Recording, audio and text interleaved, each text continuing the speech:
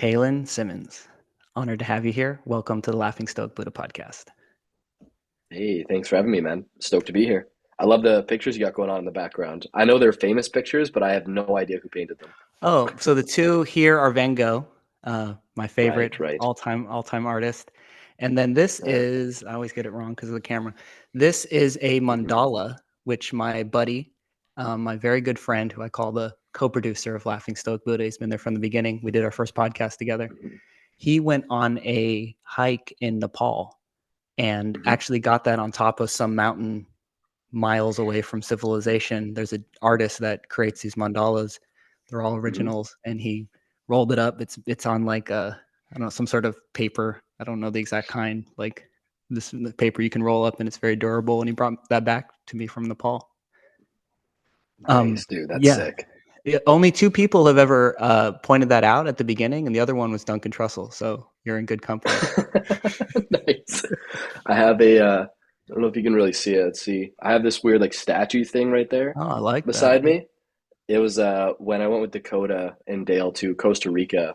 I can't remember the area we stayed, but some of the Costa Rican natives came to hang out with us and they felt our energy and then they would paint temporary tattoos on us based on the energy that they felt. And then he had carved that. So it's like the native monkey, the native toucan, and it's based on like this myth, but I honestly wish I could remember it.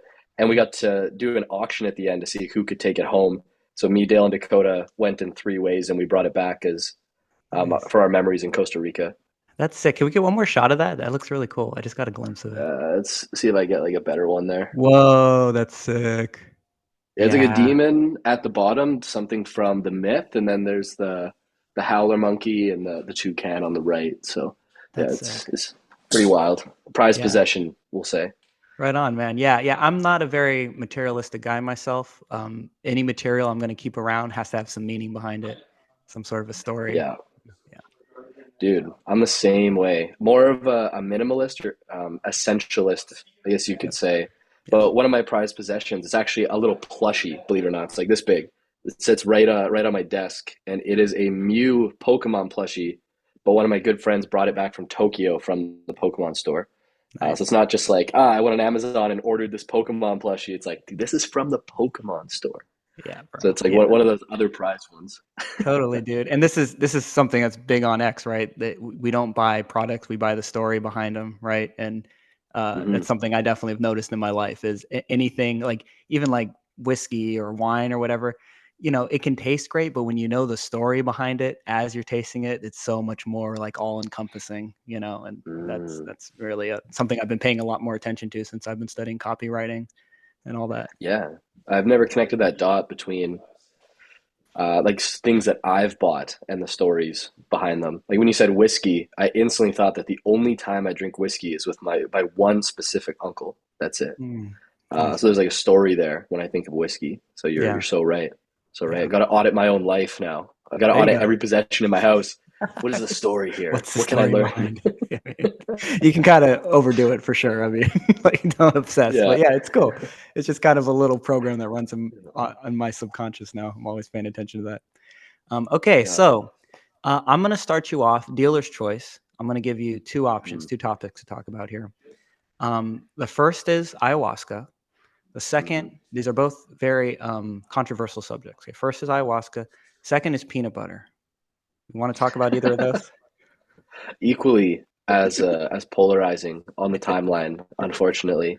We can go to ayahuasca for a little bit. I don't talk about it as much anymore, but I'm happy to answer a couple quick questions on the brew.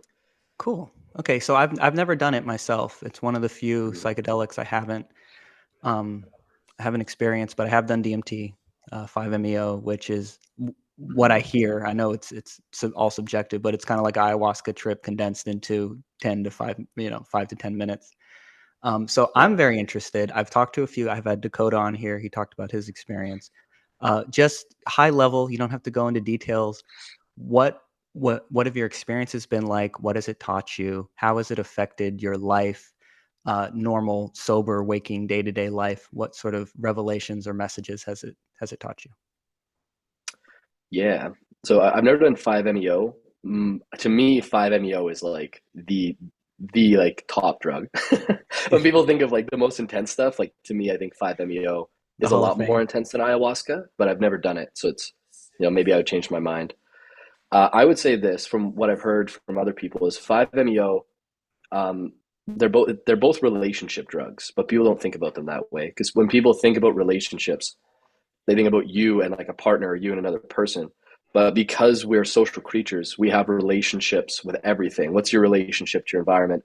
What's your relationship to yourself, to your past, to your fear, to your emotions, to life itself, to the divine or God? So I've heard that 5-MeO is good for improving your relationship to existence and the divine, where I find ayahuasca is about improving your relationship to what you fear. Hmm. That to me, that's what it is. It's a darker drug. You do it at night. I shouldn't even say drug. I want to say medicine, Hmm. but it's a darker substance. You do it at night. It brings up a lot of things that you fear, but not. And when people think about doing a psychedelic, because you could say it's a psychedelic, they think, oh, I'm doing like LSD and I'm tripping. I found ayahuasca was less about tripping, although there's an aspect of that because it's a psychedelic, but it was more about re-experiencing things from new lenses. That's where I think it separates itself from every other substance that I've done.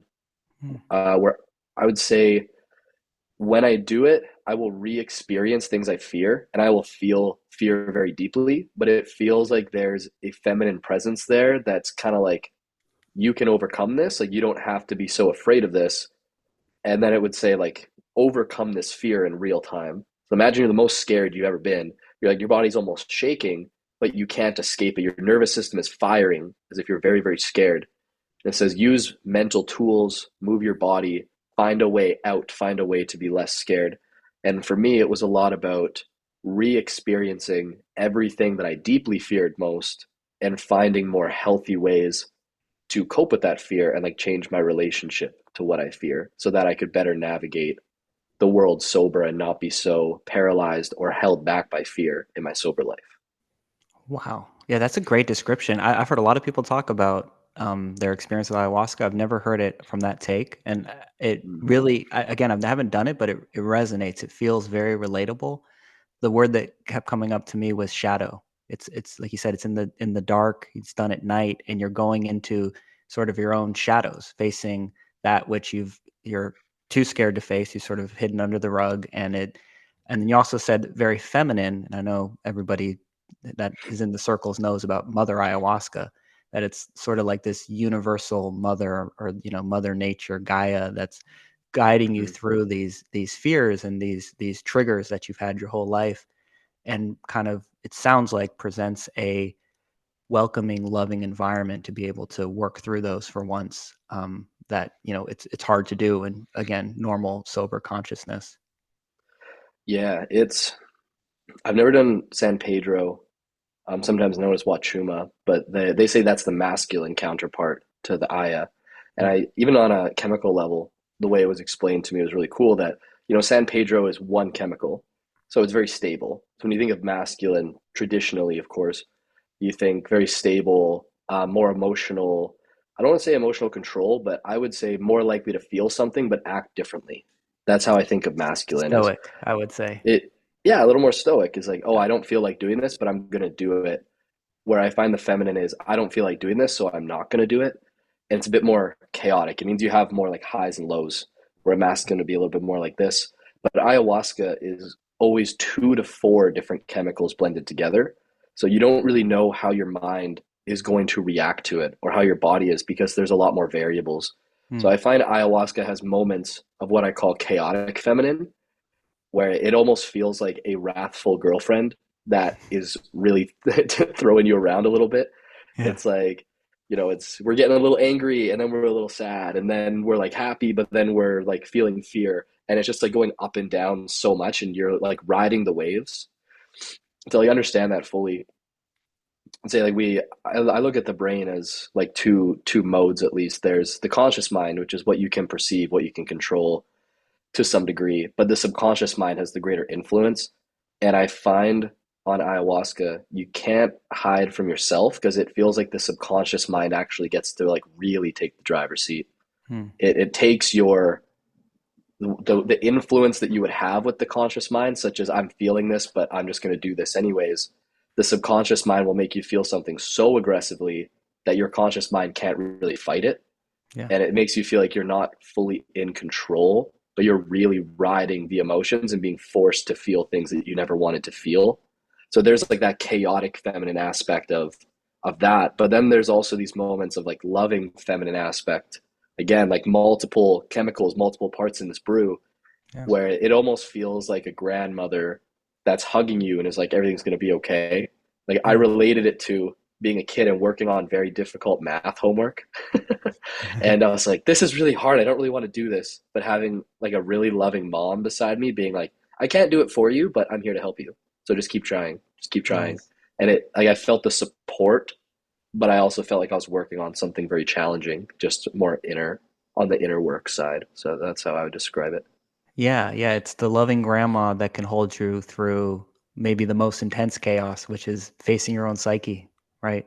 Yeah, 100%. You Yeah. can't hide from yourself on ayahuasca, which is Hmm. I think something where you want to be careful with how you talk about it because you want people to do it. Like I think it was the most transformative, at least top three most transformative experiences in my life. Like it completely, I felt like the trajectory of my life when I left completely changed because of who I became and what I overcame on the Hmm. medicine. And then you want to tell people it's this incredible transformative experience. Then they're like, "What's it like?" You're like, "Well, it's kind of dark, lots of shadow work.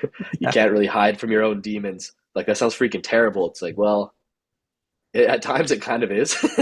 Yeah. To be Yeah. honest, like there's times where you're like, this is one of the darkest experiences I've ever lived through, but the outcomes on the other side are just so desirable. Like you don't get you don't get these incredible breakthroughs unless you experience something rather challenging or something that really rocks your worldview, right? So Yeah. it's the yin and the yang. You don't get the extreme good without like the polar bad version of it. So I hope more people do it, but it definitely takes a lot of bravery to walk in and do it. Yeah, yeah. I would like to hear your take on this. I was just talking to Tommy, another ex-friend, about this recently. He was talking about 5-MeO DMT, and he was doing a similar, I'm gonna call it a sales pitch, like you were, of explaining the insane benefits of taking the substance, going through this experience, but balancing that with the warnings. And because, like me personally, I don't really try to talk anybody into doing psychedelics. Maybe my very close friends, like a handful of people that haven't. And they'll ask me, like, Nick, I've seen you completely transform in the last 5 years. What is it? And I can, if I don't know them that well, say, well, I meditate every day, I write, I journal, I do stoic practices. That's sort of the surface level. But if I'm honest, it's the psychedelic trips have had the deepest impact that has echoed through my life the most. But it's Mm, hard for me to promote it because people have bad trips, right? It like your yeah, ego can really fucking suffer. And I don't want them to come back and point at me like, dude, you talked me into this. You said it was going to be great. And so I've learned over time, like the warnings of like, it's like the yeah, scariest fucking thing you're ever going to have to do. Especially like 5-MeO DMT, you're going to feel like you died. Like you're going to be yeah, convinced you're done. It's over. And that's the yeah. worst thing for a personality to feel. So I was talking with Tommy about this. I'd like to hear your thoughts. That the sales pitch will say is to what you really are, to the Mm, ultimate one, the consciousness, the I am, the awareness that's above all of our personalities. I would like to mm, say, somewhat poetically, like we exist within that. That doesn't exist yeah, within us, right? So the one, that's we're saying, hey, do you want to really know what you are at the most fundamental and essential? Um, then do this experience. But the mm, personality, who you've taken yourself to be your whole life, your story of who you are, your name, your family, your past, your hopes, your dreams, that's going to really suffer. And that's going to kind of necessarily have to, suffer and maybe even disappear completely for a little bit. It'll regroup, don't worry. But, so it's funny because if you haven't tapped into that one mm. before in some sort of a way, then you can't really talk to that when you're talking to another person, right? You have to have some sort of a glimpse. So Yes. it's a deeply personal decision to do something like this, and that's why I think it's responsible to share about our own personal experiences, how it has infused into our lives, but at the same time, always be very responsible and cautious about how we share it with other people. Any thoughts on that? I'd love to hear. Yeah.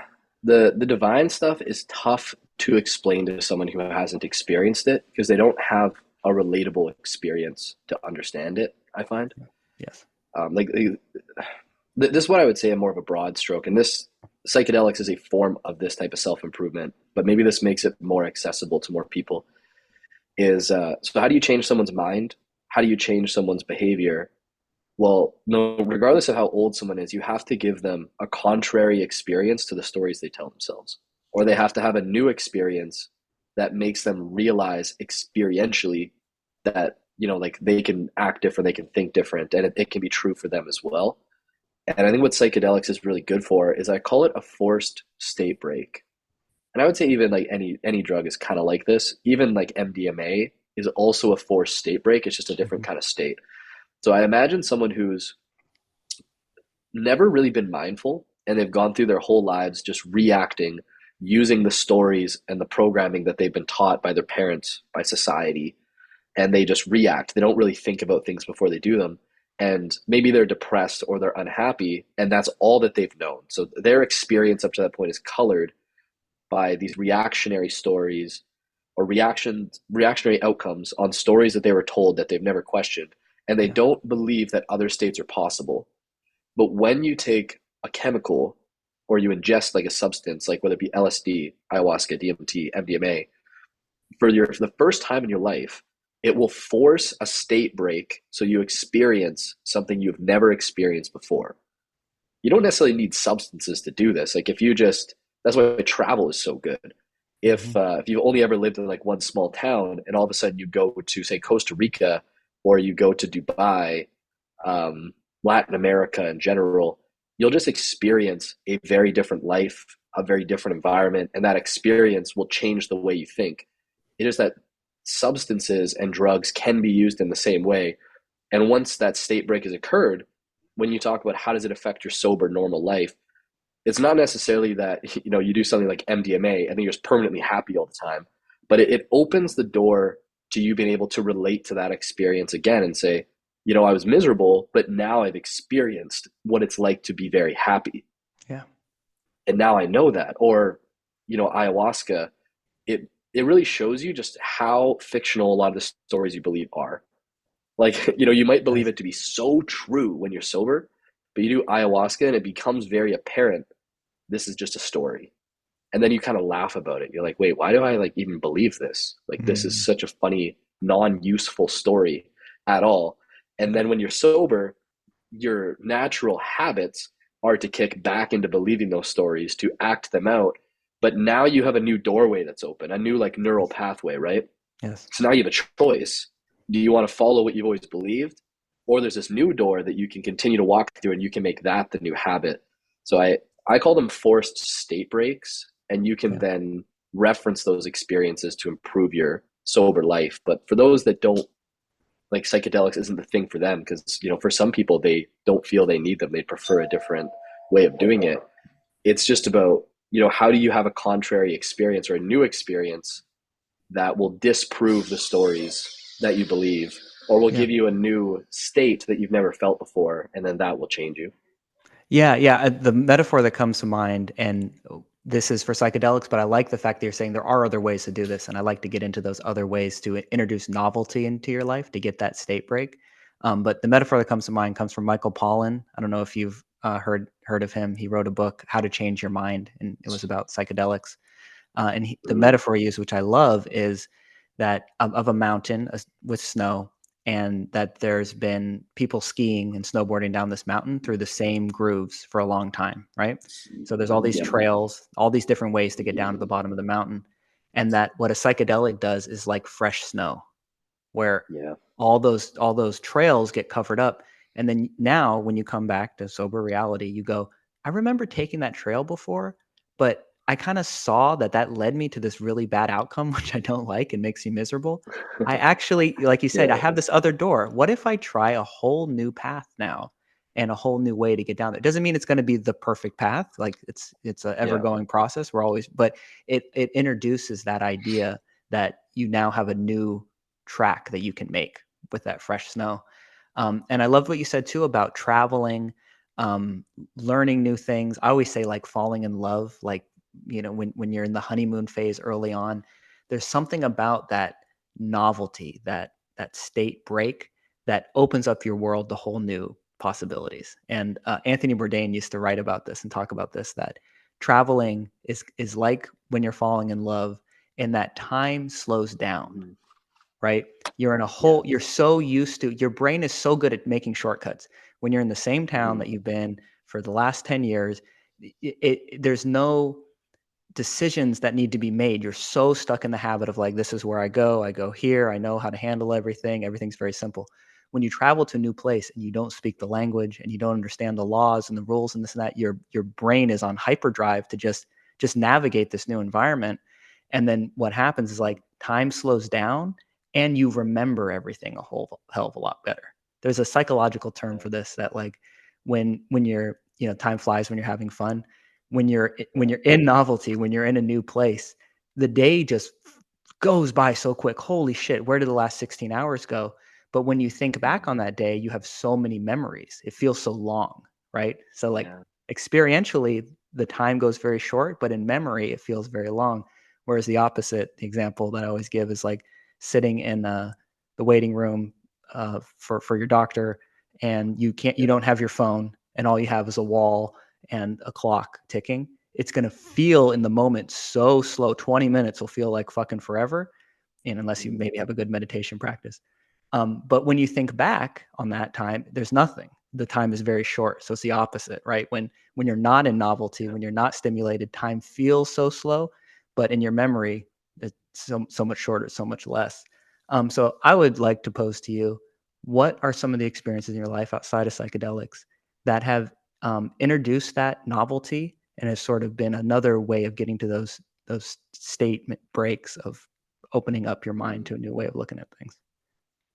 Yeah. No, that's really profound. I've heard the analogy of the snow before, but I've never thought deeply about the way that we perceive memory, or we perceive time and memory. That's a really cool thought.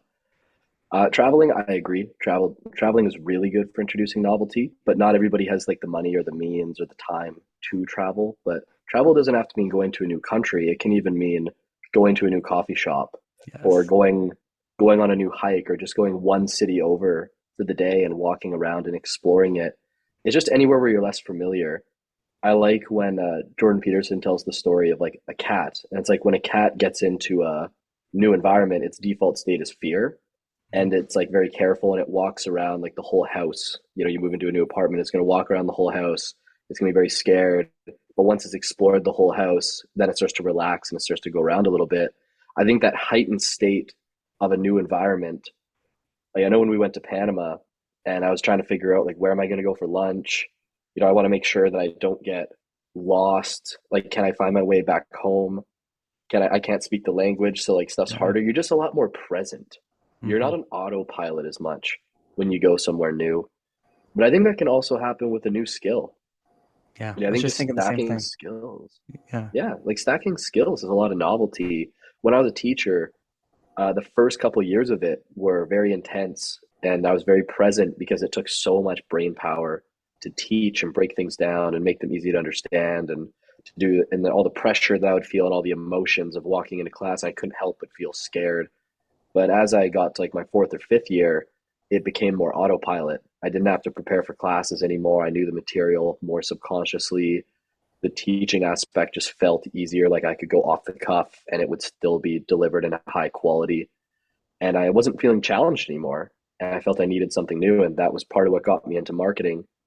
And it's been 2 years almost. January will be 2 years into my marketing journey of learning a new skill. And I'm only just starting to feel like I'm getting my bearings on what it means to be a marketer and a writer. It's so hard to learn those skills. It takes so much iteration, but it causes me to be really present every day because there's always a new thing to work on. I can't just sit down and say, "Oh, I'll just dump this post out and it's going to be like a 9 out of 10." Yeah. It takes so much work for me do it because I don't have those skills yet, and that presence leads to novelty or just walking into that unknown. So Yeah. there's so many.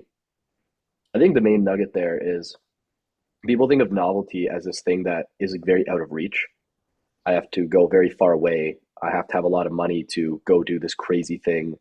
I but like there's a lot of novelty that can be found in every day if you just choose to work on new skills, go to new restaurants, walk in an area you've never walked in, read a new book, watch a show in a genre that you've just never really watched before and give it a chance. Like there's novelty everywhere if people are willing to just break out of their autopilot for a couple hours a day.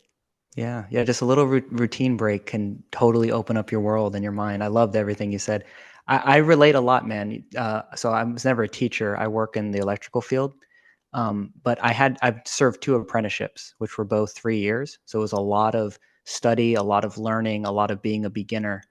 And so it's like 6 years of my life that I was deep in learning new skills.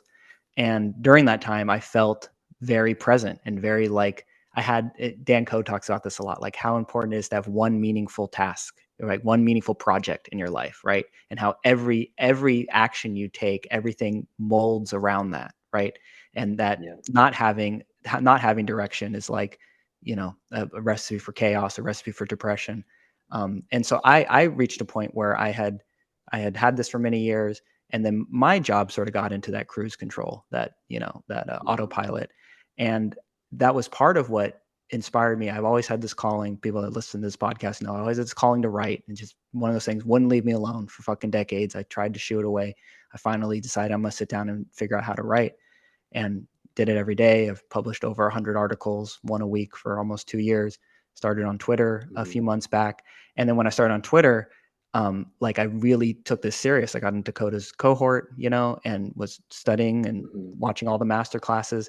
And again, getting back to like Dan Coe's thing about having one meaningful project, like in my life, when I talk to people, every single thing I read, every video I watch, I'm like, oh, that's the hook.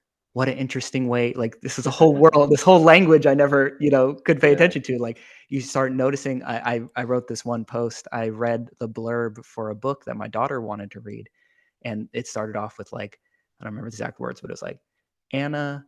The only thing worse than Anna knowing that her mother died is knowing that it was her own fault, right? Mm. And my daughter goes, like she gasped and she was like, why? What happened? And in that moment, I would have missed this before if I didn't have the one meaningful project of figuring out how to write good hooks. I was like, oh, that was Yeah. a good hook. Like my 9-year-old daughter Mm. literally gasped and was like, I knew at that moment we're buying this fucking book. Like there's no getting away from it, right? And so we bought the book. She read it. She loved it. She told me the whole story.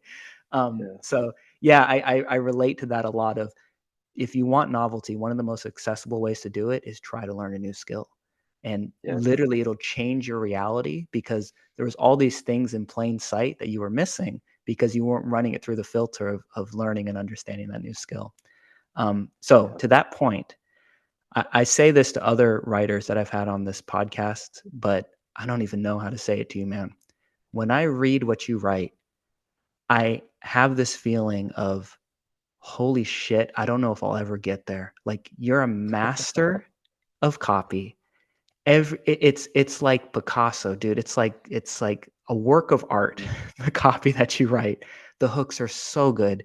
There's no wasted words. Like I'll read a post of yours before I go and write my own because it just puts me in the mind frame of like understanding how sloppy and all over the place my stuff is, because your stuff is so awesome.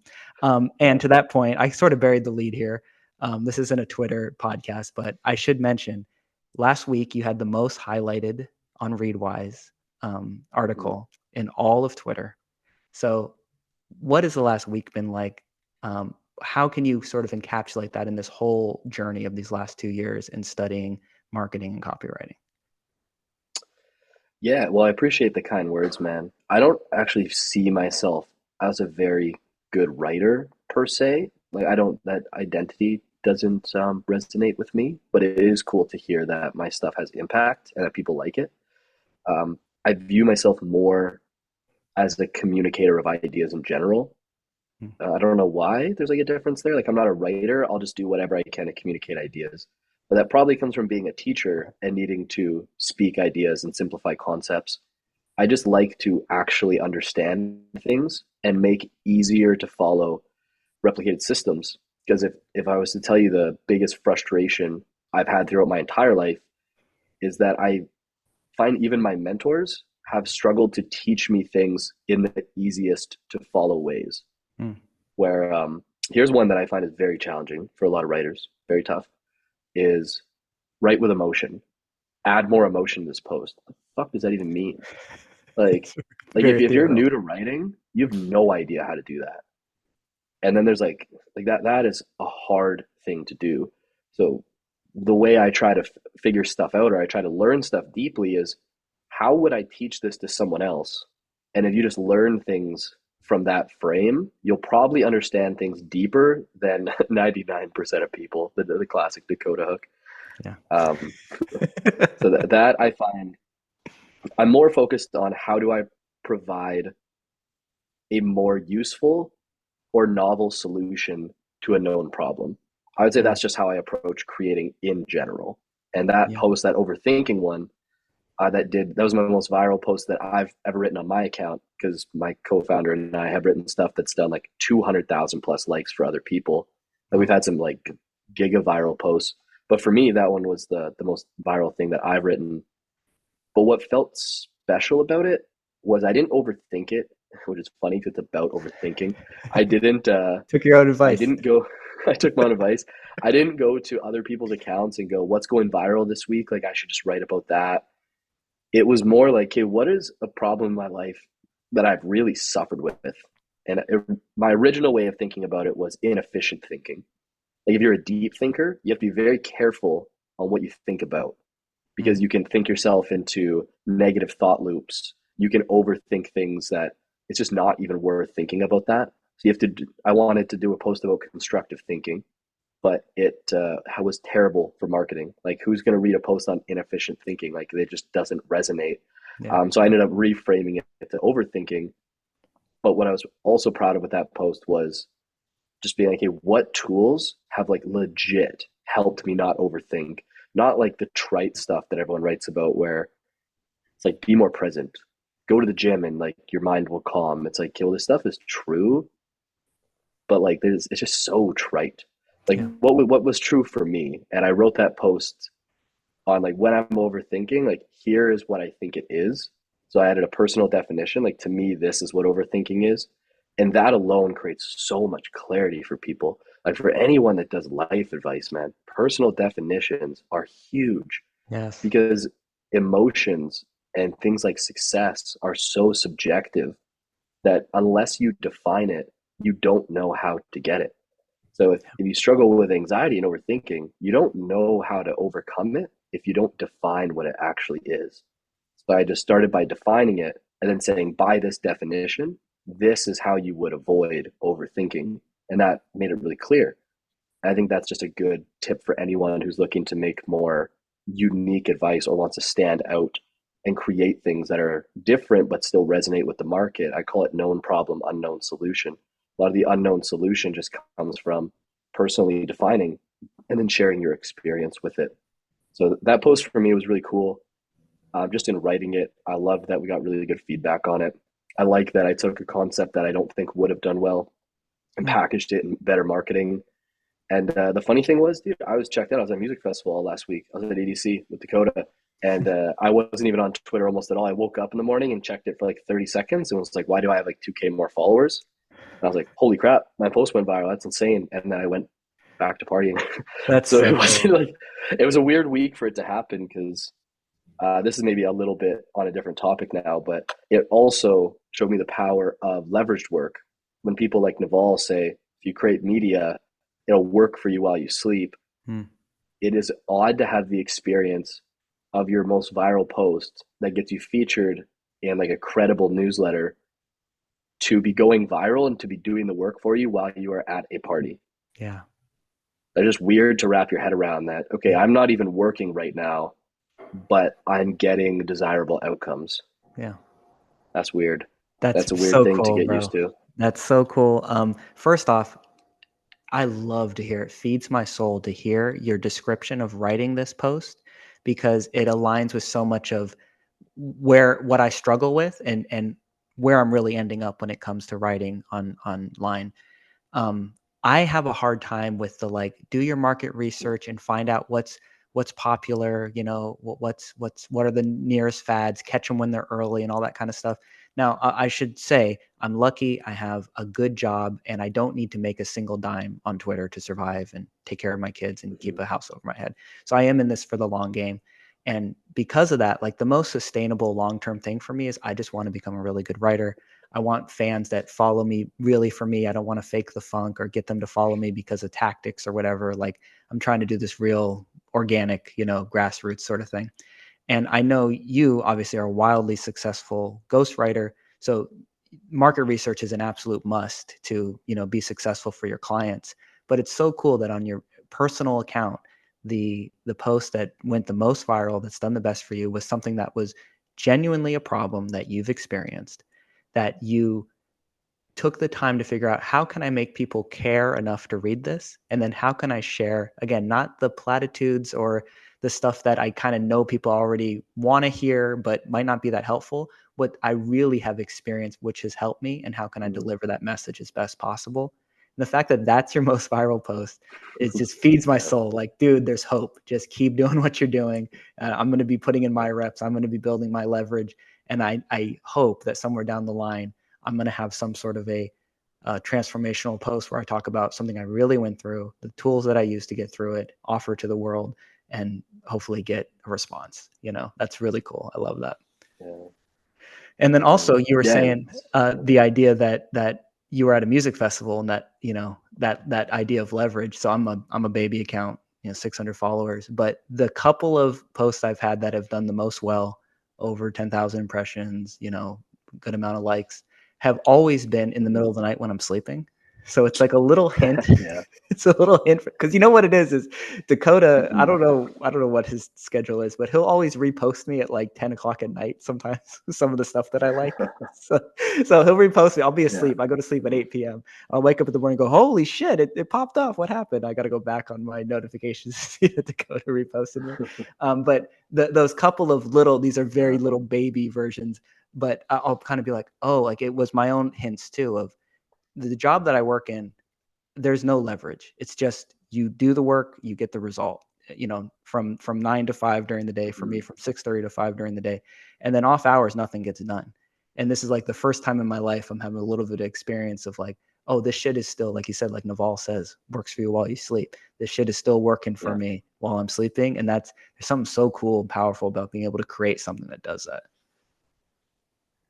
Yeah. Like, leverage for me is one of, like, how do I word this? I love Naval's framing of it, where he goes, "It's not just how hard you work, but it's what you work on and who you work on it with." Yeah, That has become like more and more true for me. And I pair it with another idea from Alex Ramosi. It was, I'm paraphrasing, but it was something like the guy who makes 100,000 a year, the guy who makes 1 million, and the guy who makes 10 million actually work the same amount. So why mm, does the guy with 10 million have more? And that to me has just been insanely profound. Even as I scaled my ghostwriting agency, it's like, okay, we scaled an agency to 500,000, but if we put the exact same effort into something at a higher point of leverage, would we have hit 5 million with the same effort? mm-hmm. Hmm. Yeah, That's like a weird thing to realize, is that what you work on is so important, and it's caused me to really audit my life to avoid wasting years of compound growth.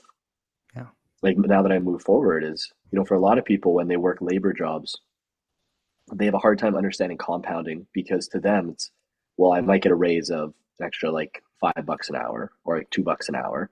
There's no exponential growth curve.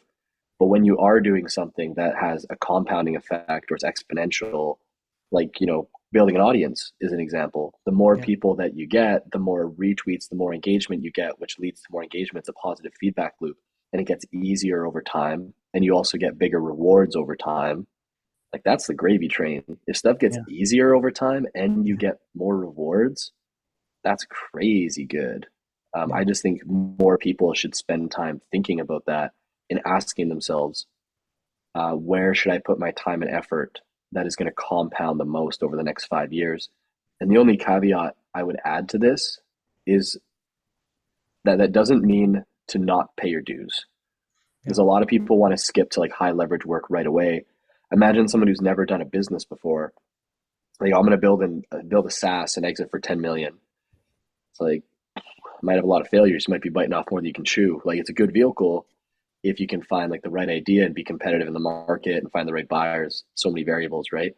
But maybe it's better to start with like a service-based business and to do Mhm. ghostwriting for a year and a half, learn how to delegate, learn how to systemize, learn how to handle clients, reduce churn, attract clients, and do a business that maybe doesn't create as much leverage, but it allows you to get the skills to then build the business to create more leverage. And I think that's the biggest mistake I see a lot of people making when they enter Twitter is people want to skip a lot of steps. They don't want to pay their dues. They don't want to do the first year to two of skill acquisition and just like knowledge acquisition. They want to just jump right to high leverage. I don't. I think for most people that isn't possible, and the people that are able to do that, I think they're anomalies, and they Mhm. shouldn't really be replicated. Yeah, it's interesting. I was thinking like there's leverage on a business level, and then there is knowledge and skill leverage too. And that's the Yeah, thing that actually takes hard work and dedication that nobody wants to do, right? It's like you have to build the leverage of yeah, showing up and learning a useful, actionable skill that people want, to pay you for. And that's you can't skip that step. And like you said, the few that have done it, it's probably not the most sustainable and it's not the most practical for most of us. So like the first question to ask yourself is what skills can I work on? What habits can I build to start building my personal knowledge and skill leverage, which I can then translate over yeah, to a business and building leverage in that. yeah. 100%, man. Business, I don't think is as complicated as people make it out to be, but I would also say that it's very hard to learn. And one of the things that a lot of people will struggle with is the uncertainty of business, Mm. which is really saying like risk aversion or like risk tolerance and things like that, like reducing risk. But that's not a very marketable way to say it. People just don't care when you Yeah. talk about that. But yeah, it's tough to understand. Same with content, actually. If you want to get good at content, learning business is really good because a lot of it relates to content. It's just that instead of the outcome being money, like it is for business, the outcome is attention with the same systems and the same models. Mm. But yeah, I'd say business, to break it down really simply, I think you have product or service, you have marketing, which is how do you acquire customers, you have the offer, which will stack on top of the marketing to increase conversion, you have sales, which will also increase conversion, then you have fulfillment in like a SaaS type of thing that would be reducing churn, keeping customers, making sure they're happy in a service based agency. That's writing, reducing churn, making sure that clients are happy. Like you have the skills to actually fulfill. And then the last one would be scale. And that's what comes down to systemizing it, improving, LTV of clients, like having team members and things like that. So I think about it in those categories: is when you're acquiring the skills to do business, you just have to pick one of those and go all in, and then help other businesses make money by using those skills.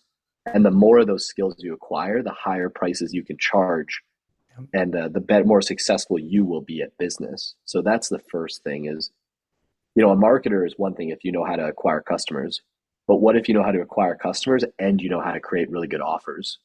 And then what if you also know how to connect that to sales so that when the leads come in, you've increased the conversion to sales calls because you have good offers, but you also have higher conversion on sales because your sales team knows what's going on in marketing and offers. Yeah. Now you're also like a funnel expert, and now you charge a shit ton of money. But you don't want to develop all those skills at once. You want to bang them out one at a time. And I do think marketing has the lowest barrier to entry with the Mm. highest rewards for people who are starting out. Because the one problem a lot of businesses and people have is client acquisition or customer acquisition. It's expensive, it's hard, very hard. Yeah. So that's the first thing I think people should get good at. And then the second thing is understanding that it's all a game of iteration, and the people that win just iterate faster than you. Yes. This has become a little bit of a pet peeve of mine. But as someone who is like a creator consultant and talks to a lot of creators, the amount of times that people hit me up and go, "Hey, do you think that I should do this?" and it takes me maybe like a day to respond. I'm like, if you would have just done the thing and got the data, Yeah. you could have already iterated today. But now you just Yes. wasted a day of iterations. Like, just fucking test. Mm. Like, and when you think about testing, it's weird to me that people are so afraid to test when a lot of times the failures are isolated. Hmm. Like, for example, let's say you have a thread and you're like, I don't know if this thread's going to do that good. Okay, why don't you test it as a tweet?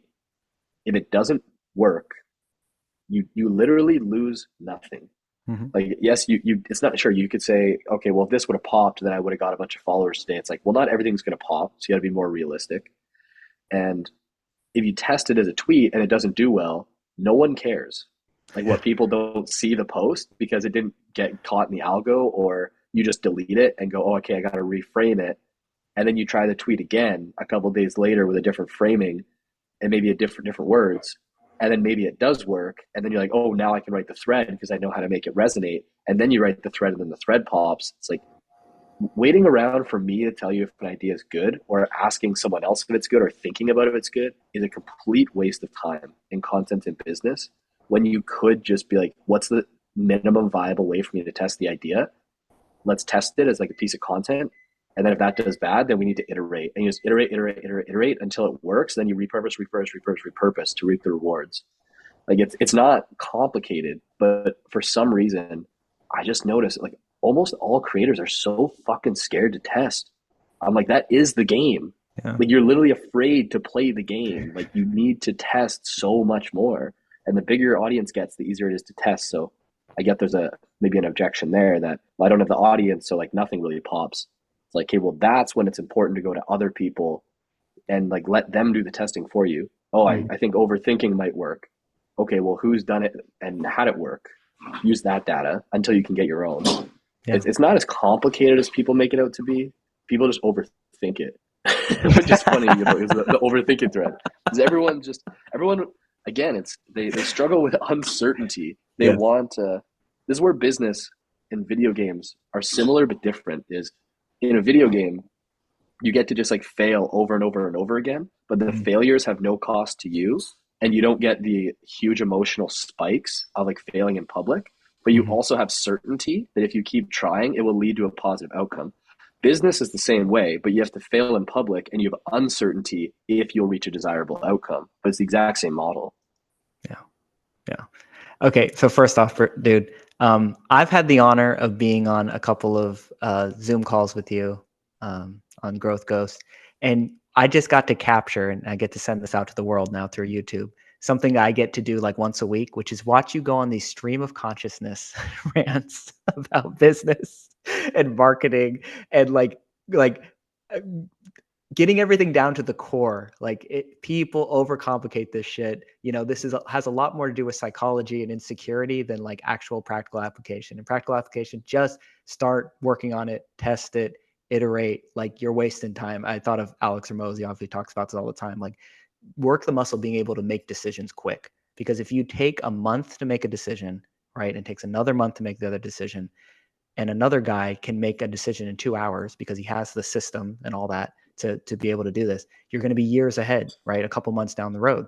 And it's the same thing with business, with ideas, with testing, with iteration. Like, just Mm-hmm. start moving the ball, and get over whatever the perfectionism or the fear and the insecurities that you have. Like this, like you said, this is the game. You're afraid to play the game. The game is testing.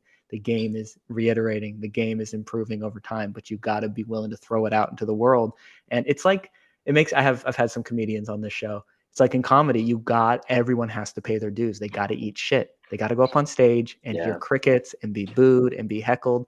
And like, those that are scared of that don't make it to the Bill Burr, Dave Chappelle levels. Like, you gotta pay your dues. And as I'm hearing from you, it's the same thing in personal branding and social media. You got Yeah. to be willing to pay your dues. Everybody's going to suck at some point, and you got to embrace the suck, and you got to learn from it, and you got to grow from it. Exactly, man. Exactly. There was like my co-founder and I were talking about this yesterday. I had an idea for a rebrand for me because we've been thinking about it quite a bit. I don't feel like my brand is in complete alignment with what I want to build and who I am. And I had an idea yesterday while I was writing. It just like came to me and I was really excited about it. And he goes, maybe we should wait a couple days and see if we still think it's a good idea. And I was like, honestly, screw that. And I just sat down for an hour and rebranded everything. I redid the newsletter, I redid my landing pages, redid the copy, redid Twitter, redid LinkedIn. I said, I'm just going to do it now. If conversion drops in a week, we change it again. If it goes well, great. And if it stays the same, then okay, whatever. Now we're happier with what we're doing. We just Yeah, need to shorten the decision making time. love that. And if you want to get good at decision making, like you said, with paying your dues, I think this is the reality of it. Balaji has a really good analogy that I think is amazing. So to become good at decision making, you have to develop foresight, meaning you have to understand the second and third and fourth order, we'll say outcomes or consequences of an action. So it's like, if I do this, where is that going to lead me in the next week, month, year? The farther out you can think, the more foresight you have. But the thing with foresight is you can't get it unless you failed, because you need to know that certain actions will lead to undesirable outcomes. So his analogy of the maze is really good. He's like, imagine you walk into a maze and 90% of the paths actually lead to dead ends. And there's only 3 or 4 of them that lead to your desired outcome, which is to leave the maze. It's only those who have explored the entire maze that know where the dead ends are and how to avoid them. Great And metaphor. that's what being a business owner or a founder or a content creator is like, is having foresight. When someone says, oh, this hook, like, will it work? It's like, okay, well, I've tested this hook before and it leads to a dead end if you do it this way. But if you use half of it, like you go halfway down the path and you take a left turn and you make a subtle tweak, now you can actually head to like a positive direction. That's, you could say, people call it pattern recognition. And that pattern recognition and foresight only comes from getting as many iterations as you can as quickly as possible. And to hedge risk, you want to do it in a way that reduces the catastrophe of failure. So you want to either isolate failures, that failures never compound. You don't want Mhm. failures to lead to failures to lead to failures. You never want to do anything too risky. And you want to do it in ways that do not tarnish reputation and do not waste time. That's where I say, when you're starting out, like, a lot of your failure has very little, if any, cost. Like, if you make a post and it doesn't go viral, no one cares. You have Yeah. no like reputation damage. You have no like income damage. It's actually different for me now as a bigger account. If I over test, I ruin my brand. So Hmm. now I actually have a cost for, too much testing. So now I have to be a bit more careful. I have to hedge that risk. Say 80% of what I know will work ish or will resonate, and 20% of testing, so that I don't just have like a month worth of flops and people are like, what the hell is Taylin doing? Yeah. Right. Yeah. So Yeah. like, as you grow, you actually lose that luxury. So it's something you can be grateful for in the beginning, is having almost no marginal cost of failure.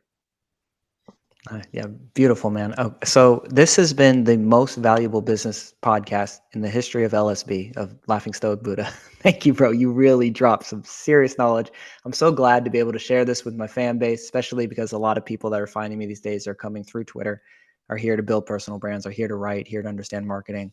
So valuable, bro. Thank you for your time. Thank you for playing hurt. Like I said, you had a cold. And I'm not going to lie, the cold sort of faded throughout the podcast. I think you got fired up talking about things that you're passionate about. And you seem like you're in a lot better energy, a lot better spirits now. So to close out the podcast, because this is the Laughing Stoic Buddha, you said you've never been stumped. This question does stump some people. It's a very easy one, but stump some people. Since this is the Laughing Stoic Buddha, we're going to finish with some laughs. I want to hear a story about a time in your life that you laughed really, really hard to tears, uncontrollably. It can be the last time that comes to mind. It can be when you were a kid. Anything that comes to mind. Let's hear about the last time Taylin laughed his ass off. The first one that comes to mind, it was actually when I was in the ayahuasca ceremony with Dakota and Dale, and it was our third ceremony. It was the last one, and I was feeling like I just wanted some air, and I literally walked out of it's called the Maloka. It's like 20 of us sitting in a circle. It was a live band, shaman. It's like angels or psychologists on the one end, and I walked out, just took my shirt off, and I was just like standing there in the Costa Rican jungle, just being like, feels really good. And I was very relaxed. And all of a sudden, the guitar player, he starts playing this really like twangy song that caught my attention, and he starts singing this improvised song on the fly about how all of us here are just a bunch of human monkeys swinging from the vines of mango trees, just trying to be wild and free. And it was like the dumbest song. So like I was on like we're all high on ayahuasca, and Dakota bursts out laughing so hard, like I almost fell to the ground laughing. Like he just couldn't handle it, like the absurdity of the situation. Like I was even trying to compute it, and I was like, I'm in the jungle of Costa Rica. A year ago, I was a college teacher.